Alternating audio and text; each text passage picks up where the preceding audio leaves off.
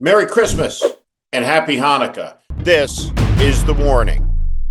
25 days to go until the noon hour on January 20th, when Donald Trump will raise his hand and become the most powerful man in the world. Until then, there's still time to do holiday shopping. Have you bought your Rudy coffee?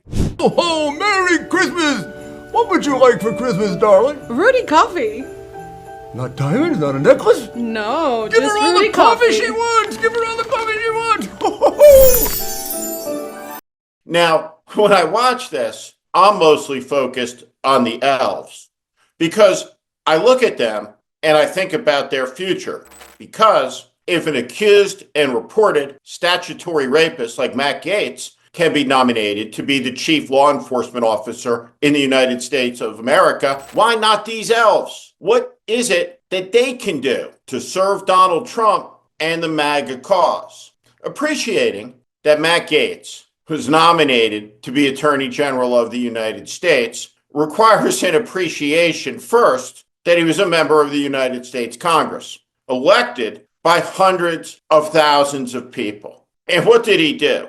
He went to Washington. He got coked up as often as he could. Underage children, if they were girls, he banged them. And then he went on Fox News down to Mar-a-Lago, and you know the rest. Only the best and brightest for Donald Trump. There has never been a menagerie of scumbags like the one that Donald Trump has assembled and nominated to the highest offices in the American government. Life and death positions. 25 days from now, the confirmation hearings will be on the edge of commencement. And then we'll find out who has some grit, who has some stamina, who has the determination to say no. No to Pete Hegseth, who is no different than Matt Gaetz. What they share in common, there was no secret about any of these people's behavior. It's all in the open. Their unfitness is a feature, not an accident, of their nominations. All of these people, though, pale in comparison to the man that picked them, the man that sent Kimberly Guilfoyle all the way to Greece, a grant of a beautiful Christmas present to his son, Uday, who needed a little space to flex his wings in 2025. Now, Donald Trump, ensconced within the imperial walls of Mar-a-Lago on Christmas Day, tweeted 34 times. It is very important to understand something. Donald Trump ran on promises that America was coming home, that he was going to stop the stupid wars. But on Christmas Day, Donald Trump is threatening to invade Panama and retake the Panama Canal. But that's not the only territory that Donald Trump is talking about taking, buying, purchasing, pursuing. His eyes are sparkling with Greenland on his mind. Now, this is interesting. For anybody that's been to the U.S. Virgin Islands, until 1917, they were known as the Danish West Indies. They were purchased for $25 million in gold after a 50-year effort. So don't let anybody tell you that this is crazy. The United States buying a territory on the North American continent from a European power. Now, Greenland, its citizens, 57,000 of them, in a territory that is 3 times the size of Texas, are subjects of the Kingdom of Denmark and also EU citizens. Now, that's despite the fact that the island is on North American soil, not on European soil. In fact, the last significant energy mineral-rich territory controlled by European power on North American soil is, in fact, Greenland. And Greenland has many of the minerals, rare earth minerals, that are found only in Russia and China, that will be the power source of the 21st century artificial intelligence economy. So Donald Trump is not off the wall looking at Greenland, understanding the strategic implications of melting snow ice, the expansionist activities of both Russia and China prowling around in the newly opened Arctic. Sea lanes and sea routes emerging for the first time in human history, unchoked, freed from the ice. Russia and China are investing in icebreakers. Canada has a couple. The United States has none. By the way, I should point out, when thinking about all of these wars, all of this conquest, did you know that there's not a single TNT factory, explosives factory, make gunpowder in the United States? Not a one. We imported all from Poland. Well, it seems like the military might be busy because Donald Trump promised to designate the Mexican drug cartels as terrorist organizations, like ISIS and Al Qaeda. Now, the difference between the cartels and ISIS and Al Qaeda is the cartels kill scores more by exponents Americans than do those Islamist terrorist organizations. The cartels are responsible for the deaths of hundreds of thousands of Americans. And the designation, should Trump make it, will authorize him on U.S. soil to order strikes on those cartels on Mexican territory as if they were the Houthis in Yemen, or ISIS in Syria, or in Iraq, or Al Qaeda in Afghanistan. Where there is a terrorist, the United States of America will hunt them down. We have treated Mexican drug dealers like criminals, not terrorists. The United States has operated against the Mexican cartels as a law enforcement issue, not a war, not a military matter. But that may be about to change. And then, of course, there is Canada, led by the weakest leader of all of the G7 nations, the pathetic Justin Trudeau.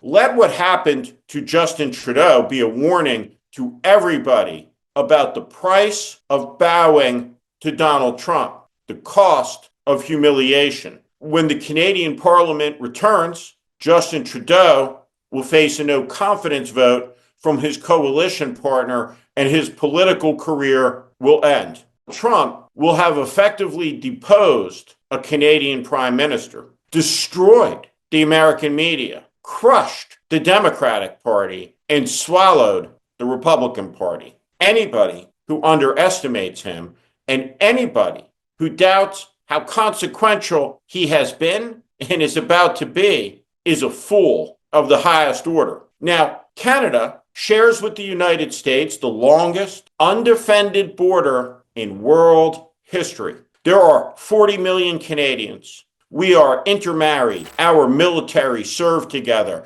They are buried together. They have died in combat together in the name of freedom all over the world. And yet, Donald Trump threatens what exactly? Annexation, assimilation. The disrespect is disgusting, and it's a form of bullying.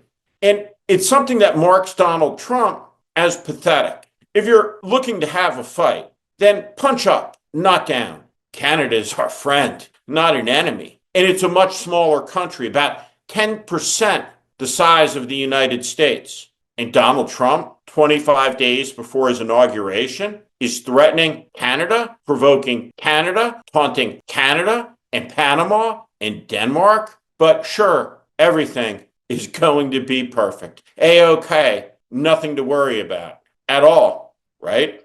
The headlines are clear. The American people are tuning out. They just can't handle the pain of the news, the suffering that it brings. The newspapers and the online magazines are filled with quotes about Americans who can bear it no more to know what's happening around them.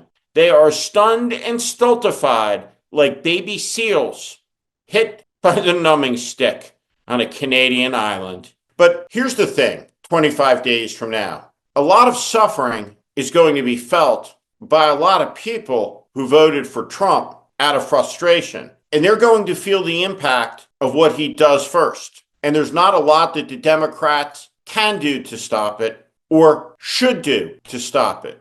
We're into the experiential part of the Trump experiment. And in order for Democrats to win and to stop the insanity and the madness, then this must all go where it's going to go. And the line of resistance must be at the line where inhumanity, illegality, and awfulness are too great to ignore. It's coming. Have no doubt about that. But the Democratic Party, because of the failure, has forfeited its ability to stop what's coming. And that's the tragedy. So Chuck Schumer talks about, don't worry about it. The courts will be our net. These people are fools, each one standing behind a bigger one. It seems like it never ends, but it will, because the country, the United States, is resilient, and always it has produced, when it needed to, the right leaders for the right moments. And we are passing now through a portal when none of the discredited leaders that have architected this moment of defeat and ruin for the nation will be making the journey into opposition for the next exciting chapter of America's life, the future fight that defeats MAGA. No, James Clyburn will not be along for that ride, or the Bidens or Hunter or any of them. No, Chuck Schumer will not be riding a steed at the front of the column. Getting rid of these people, removing them from positions of responsibility inside the Democratic Party conferences and caucus, but ultimately from their offices, is a prerequisite for moving forward, for doing better, for defeating MAGA.